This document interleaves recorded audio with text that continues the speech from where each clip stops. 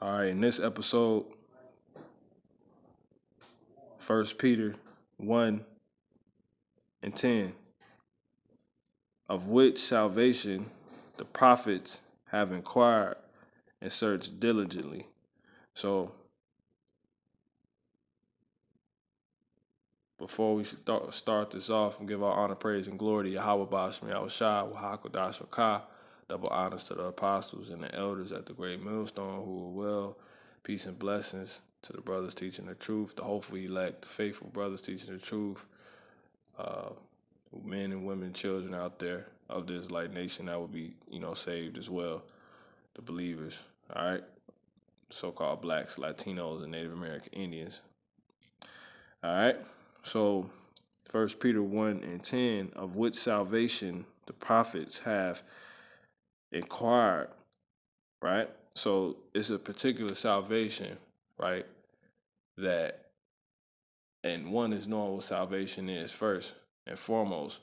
So I'm going to go ahead and get that. This is Luke 1 and 68. St. Luke 1 and 68. Blessed be the Lord, God of Israel, for he hath visited and redeemed his people, right? And hath raised up an horn of salvation for us in the house of his servant David. You see, as he spake by the mouth of his holy prophets, which have been since the world began. So you had the holy men, right? The prophets, which only come out of the Israelite nation, which tells you it's verified in the book of Amos, the second chapter, right, 11th verse. You had that salvation being wrote about, spoken about by, the prophets, right? But they didn't know, they couldn't see it. You see what I'm saying? Because it's a particular type of salvation in which they were speaking to, you see? But this is verse 71. It says that we should be saved from our enemies. You see that? So they're trying to put their finger on how. Because you got to think, for example, slacking in from the hand at all that hate us. You got to think, for example, Jeremiah, he was in the Babylonian captivity, right? So we're going to go to Jeremiah 9 and Slack 8, and we're going to start at 20. It says, the harvest is past, the summer is ended, and we are not saved. You see what I'm saying? So Jeremiah was looking around, because our people, him included, we were delivered into the hands, you see, of our enemies, right? Those that hate us, right? Ezra's another example. So he was looking to be saved from our enemies and in the hand of all of them that hate us, right?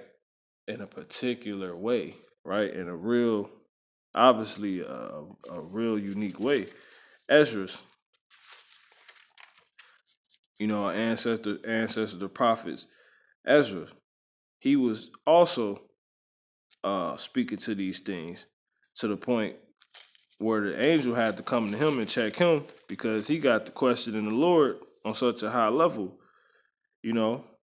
For example, this is 2nd Ezra 6, and I'm gonna start at 2nd Ezra 3. I'm gonna start at verse 1. In the 13th year after the ruin of the city, I was in Babylon. You see, and lay troubled upon my bed. You see, and lay troubled upon my bed, and my thoughts came up over my heart. You see what I'm saying? So we're just like today, like even back then, right? You had the enlightened ones, those in tune. You see what I'm saying? In particular, we're talking about the prophets, and even those that listen to the prophets, really concerned, with more serious matters. Here it is, people want to be full of shit and all these petty things, and we're in captivity and we troubled, and you're just always bothered because we're in the hand of them that hate us. We're in the hand of our enemies, but you see what I'm saying? And you got your fucking woman, or whatever the hell she is to you. You got goddamn kids. You got a damn job. You see what I'm saying? And all these things are really not even supposed to be. And if they aren't in a way in which they are supposed to be, because why? You are living all these you are living out all these different things, right? In the worst condition. And that's being in the hand of your enemies and all them that hate you. So with that being said, you know, it's like Yahweh Shah, he was born, he's a baby. You can't even enjoy your baby, the birth of your child, because you got to flee to Egypt. You see, because our the women were subjected all the way to in ancient Egypt to have to give up the Israelite boys that they would bear. You see what I'm saying? Fast forward back to the time when Yahweh Shah was born. Herod heard the prophecy. You see the Messiah being born. He ordered all any child from 2 and down to be killed, I believe. You see, a male child. You see, so those are all Hebrews, all Hebrew Israelite children from or babies from the ages of 2 on down to be killed. You see, because they heard he was just born, so he figured if he was late, he could. But my whole point of saying that we in these situations where that's supposed to be a beautiful time, a beautiful experience. That stuff that's supposed to happen, that's actually of our heritage. Have children, stuff like that, or just the father's reward, stuff like that. But you can't experience it in the right way because you're experiencing it in the worst condition. You see, so that forces one, right? That's seeing all this, that's considering this, a righteous soul, right? That's complaining and crying, right? To look for a fucking way out, man. You see what I'm saying? Especially when the Lord got you speaking on these things. But these things that sound like it's alluding to us being saved, they so peculiar, you trying to figure out how it's actually gonna be. You see? And that's the times we coming into now.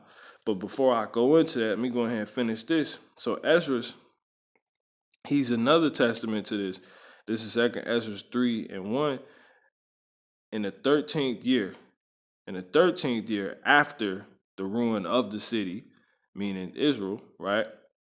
Jerusalem. I was in Babylon. I was in Babylon, and lay troubled upon my bed, and my thoughts came up over my head, for I saw the desolation of Sion and the wealth of them that dwelt at Babylon.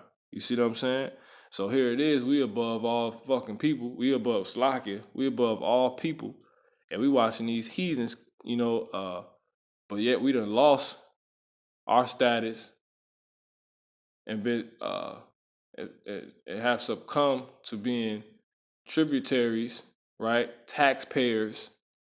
You see, employees to those that are our slaves. You see what I'm saying? Why before even having all the promises promised to us, given to us. You see? But that don't still change. These people are our slaves, you know? And on top of that, having our city be made desolate and our people in the worst mental state at that time as possible. You see what I'm saying? And then in the midst of all that, you watching your enemies in which whose hands you've been given to, be at ease and come up. You see, as they said in the world. And my spirit was sore moved, so So he said, "For I saw the desolation of Sion and the wealth of them that dwelt at Babylon, and my spirit was sore moved, so that I began to speak words full of fear to the Most High, and said, O Lord, who bears rule? Thou spakest at the beginning, right? When thou didst plant the earth, and that thyself alone, and commandest the people, and gavest a body unto Adam without soul, which was the workmanship of thine hands, and didst breathe into him the breath of life, and he was made he was made living before thee." So obviously Ezra is a prophet, you see, because you going into all these different things, right? When you do really deal with the Lord, you're a true Israelite. This what comes with it: the knowledge, wisdom, understanding of the Creator, right? This is what you deal with, right? So us being Israelites is not only that, but also the prophecies, right? Things that's going to happen, right? It was some more things that come uh, from the Father, our inheritance, how it is to be acted upon, our heritage. You see what I'm saying? The promises. You see what I'm saying? And one of those main things of it is salvation that was always spoke upon. So it says, "And thou leddest him into a paradise, you see, with thy right hand, which thy right hand had planted, before ever the earth came forward." You see? So deep things. But one of the deepest things that the prophets could not figure out, that they was inquiring about and searching for, is this salvation. You see what I'm saying? How? It must be crazy, because it's just not, it just won't come. It's not, you see what I'm saying? It says, "And unto him thou gavest thy commandment to love thy way, which he transgressed. And immediately thou appointest death in him and in his generation, of whom came nations." It says, "Tribes, people, and kindreds out of number. And every people walked after their own will, and did wonderful things before thee, and despised thy commandments." So he's going over all this. I'm not going to get all of this. Now, let's jump down to the point. So he went on the spiel. So it says, now we're going to jump down to the point.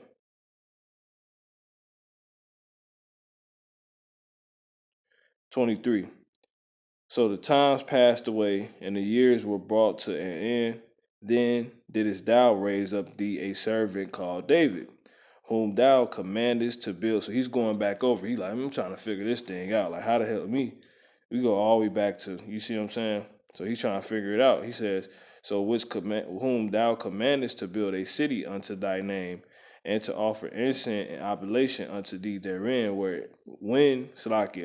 unto thee therein. When this was done many years, then they took inhabited then they that inhabited the city forsook thee," right? So the Israelites, "and in all things did even as Adam," right? "Even as Adam and all his generations had done, for they also had a wicked heart. So thou gavest thy city over into the hands of thy enemies. Are their deeds then any better than Are their deeds then any better that inhabit Babylon, that they should therefore have the dominion over Sion? When I came thither and had seen impieties without number, or impities without number, then my soul saw many evildoers in this 13th year, Salakia, 30th year, so that my heart failed me. For I seen how thou sufferest dumb sinning, and hast spared wicked doers, and hast destroyed thy people, and hast preserved thine enemies, and hast not signified it. I do not remember how this way may be left. Are they then of Babylon better than they of Sion? Or is there any other people that knoweth thee besides Israel? Or what generation have so believed thy covenants as Jacob? And yet their reward appeared not. You see, and their labor hath no fruit. For I have gone here and there through the heathen, and I see that they flow in wealth, and think not upon thy commandments. Weigh thou therefore our wickedness now in the balance, and theirs also that dwell in the world. So shall thy name go nowhere, Slakia, shall thy name nowhere be found but in Israel. Or when was it that they which dwell upon the earth have not sinned in thy sight? Or what people have so kept thy commandments? Thou shalt find that Israel by name have kept thy precepts, but not the heathen. So, Ezra was pissed off. So that's why. So we got plenty of prophets, that we can go into this with, man. But nonetheless, that was just my quick example. So that's why we have First Peter 1 and 10, of which salvation, right? And salvation being us being saved from our enemies, man. You see what I'm saying? And delivered out their hands. It says, of which salvation the prophets, you see, have inquired and searched diligently. So clearly he was saying all that, went back over Adam, he ran back through it, how the Lord set everything up, and he like, I know the accounts, I know the Lord's will, because he's a prophet. You see what I'm saying? So he said, I'm trying to figure. Basically, he did all that, try to figure out where the hell is us being saved at in this. You see, like, pretty much it says, who prophesied of the grace that should come unto you? You see what I'm saying? And Isaiah, he talked about that, right? He said the Lord wasn't. Jeremiah, he wrote of the new covenant. You see what I'm saying? You can read about that in the 31st verse. Isaiah, he wrote about when we rule over the heathen in Isaiah the 60th chapter. You see what I'm saying? All these different things, man, all these different prophets, and then you got all the other prophets, So they ultimately, in order for all these things to come, the Lord will have to save us first. You see what I'm saying? He's going to gather us from all the countries that he has scattered us to. That's talked about in all the other prophets. You see, that's all alluding to salvation. So that's the grace that they was prophesying about, you see, to us. And Isaiah wrote about Yahushua coming and how he was going to judge the nations. You see, this is Isaiah 59:1. Behold, the Lord's hand is not shortened that it cannot save, neither is his ear heavy that it cannot hear. You see what I'm saying? So that's that, man. So let's get another example. Isaiah the 14th chapter. At the end, the Lord shall choose Israel again, man. Isaiah 61:1. The Spirit of the Lord is upon me, because the Lord hath anointed me to preach good tidings unto the meek. He hath sent me to bind up the brokenhearted, to proclaim liberty, right? There's that freedom to the captives, and the opening of the prison to them that are bound, to proclaim the acceptable year of the Lord and the day of vengeance of our God, to comfort all that mourn. You see what I'm saying? It says to appoint unto them that mourn in Zion, to give unto them beauty for ashes. You see what I'm saying? The oil of joy for mourning, the garment of praise for the spirit of heaviness, that they might be called trees of righteousness, the planting of the Lord, Yahweh Bashem Yahushua, or the Most High, that he might be glorified. And they shall build the old wastes. They shall raise up the former desolations. They shall repair the waste cities, the desolations of many generations. And strangers shall stand and feed your flocks. And and the sons of the aliens shall be your plowmen and vine dressers. You see what I'm saying? So the Lord is going to save us, man. And you know what? I got a better one real quick to go ahead and close this out, wrap this home. This is Jeremiah 16 and 15. It says, I'm going to start at 13. It says, therefore will I cast you out of this land, because he tells us in the previous verses how our forefathers went against him. And we have done worse. You see what I'm saying? But he went on to say this, therefore will I cast you out of this land into a land that ye know not, neither ye nor your fathers, and there ye shall serve other gods day and night, where I will not shew you favor. Therefore, behold, the days come. You see what I'm saying? Saith the Lord, that it shall no more be said, the Lord liveth, or Yahweh liveth, that brought up the children of Israel out of the land of Egypt. But the Lord liveth, but Yahweh liveth, that brought up the children of Israel from the land of the north, and from all the lands whither he had driven them. And I will bring them again into their land that I gave unto their fathers. You see what I'm saying? So this is the Lord telling us. So this is that me scattering you only set up your salvation, and the prophets were set up to be the mouthpiece of talking about this. So even though they was the mouthpiece for talking about this, they're still of the Israelites to be saved. So they're thinking about it themselves. You see what I'm saying? We're thinking about it ourselves. Like, man, you see what I'm saying? Like, where is this? You know, we reading about it, we bringing it out, but this got to really be, you see what I'm saying? This going to have to be crazy, because he just won't bring it. Jeremiah wrote about how a salvation is promised to us that's going to pretty much do away with the magnitude of how the Lord saved our ancient ancestors out of ancient Egypt when he split the Red Sea, jacked the dang water up like it was a person, made it stand up on his feet. You see what I'm saying? Based off what he's about to, that salvation he's going to bring for us in the end of the world. You see what I'm saying? So if it has to come, it just makes you think and wonder, especially while we still suffering and waiting for it, how great must it be? What will it really be? Well, in the scriptures we just read, it's going to be it's known as a salvation that's going to be said. It's no more going to be said, the Lord liveth that bringeth up the children of Israel out of Egypt, but the Lord liveth that bringeth up the children of Israel out of the north land and out of the land, out of all the lands which he has scattered them, man. Why? Because we're going to be beamed up. And it's also known as a strange salvation, which is very strange when we tell people they're going to be beamed up. These are things that they couldn't get.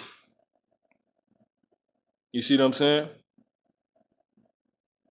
And then ultimately, another thing that's going to solidify, help bring forth the salvation is this part. Behold, I will send for many fishers, saith the Lord, and they shall fish them. And after I will send for many hunters, and they shall hunt them from every mountain and from every hill out of the holes from Slakia and out of the holes of the rocks. So that's all a part of pretty much the Lord's salvation, man. You see what I'm saying? So real quick, I'm going to go ahead and get this, and I'm going to close this out. So the Lord is a strange salvation in which the prophets themselves have to inquire and had to inquire, right? The ancient prophets had to inquire and have to search diligently for, to make sure we getting it, to truly really understand, to know when it's going to come. That we're looking for it, man. Yahweh Shai, because he going to bring it. You see? But it's of such a magnitude that the Lord, he has to set it up perfectly, man, because it's known as a strange salvation, man. This is the wisdom of Solomon 5:1. Then shall the righteous man stand. See, then shall the righteous man stand in great boldness. It's hard to do it when you down and out and you ain't really got all the signs to line up, but we finally in that time now, man. We finally in that time where we standing up because we see all this hell could only bring the salvation. That's why the Lord set that set that up to be wrote like that. Jeremiah in the 16th chapter. How it jumped. It goes from scattering to then he gonna save. Cause that's how it's set up, man. Cause that's what it can only bring forth. If I stab you, it can only bring forth blood. You see what I'm saying? But see, by the times we coming in, someone can stab you then, and it can only bring forth your skin regenerating or something like that. Or you, it not even piercing your skin. Because spiritual power is written to be written in as a part of that salvation. Because if your enemy tries to stab you, but it don't go through your skin, right? Because of spiritual power, wouldn't that line up with being saved from the hand of your enemies, all of them that hate you? You see what I'm saying? If you're an Israelite, so-called black, Negro, African American, Latino, Latina, West Indian, and Native American Indian, wouldn't that line up with being saved from your enemies? Yes. A bullet gets shot at you, you grab it out the air. So this is how deep this is. So let me go ahead and get this and close out. This is Wisdom of Solomon 5:1. Then shall the righteous man stand in great boldness before the face of such as have afflicted him and made no account of his labors. You see what I'm saying? Because we just look crazy. And the world we live in, you see you subject to it, you in the flesh. So that's why the prophets, we knew, like the prophets knew, but they even had to inquire and search diligently. You see what I'm saying? Because they needed themselves. We needed our damn selves. We Israelites, man. We just got a particular office, man, as being an Israelite. You see? It says, when they see it, see what? Who's they? The Israelites that don't believe. The heathens that think they're going to have rule over us forever. So we coming in a time now where the Lord made it clear, because it said the spirit of the prophets are subject to the prophets. So the prophets have come back. You see what I'm saying? And those doing the prophets' work will be likened unto will be the prophets, man. The spirit of the prophets are subject to the prophets. So whoever's doing prophet work, that's the spirit of a prophet, man. The ancient times. So now the prophets back in this time, seeing clearly no one knows who they are. You see what I'm saying? Prophets themselves don't know who the hell they are. No one knows. You see what I'm saying? But they back nonetheless. Because the Israelite, the Lord said there's no end of the nations, of any nation. Ecclesiastes. You see what I'm saying? So with that being said, the Israelites are still here, including those prophets, but now they're able to stand in great boldness and see that, okay, there's salvation here, man, and this is how it's gonna happen. But no one wants to believe it. It says, when they see it, they shall be troubled with terrible fear, because men gonna be turned from fishers to hunters. Spiritual power is gonna be given. Men gonna be getting beamed up. Men and women, the Israelites. It's gonna be so-called Mexicans in the air, so-called blacks, Indians, all these different things being beamed up, flying, making it out their hand of their enemies, man. It says, our enemies, when they see it, they shall be troubled with terrible fear and shall be amazed at the strangeness of his salvation. You see, so far beyond all that they looked for. So that's why they were looking, because and searching diligently, because it's rich. It's a rich salvation that's been written, man. So this is 1 Peter 1:10, of which salvation, you see that same salvation. Verse 9, receiving the end of your faith, even the salvation of your souls, because that's what it is, getting your life saved, of which salvation the prophets have inquired, but the Lord's going to do it in such an amazing way, right? Of which salvation the prophets have inquired and searched diligently, who prophesies of the grace that shall come unto you, searching what manner of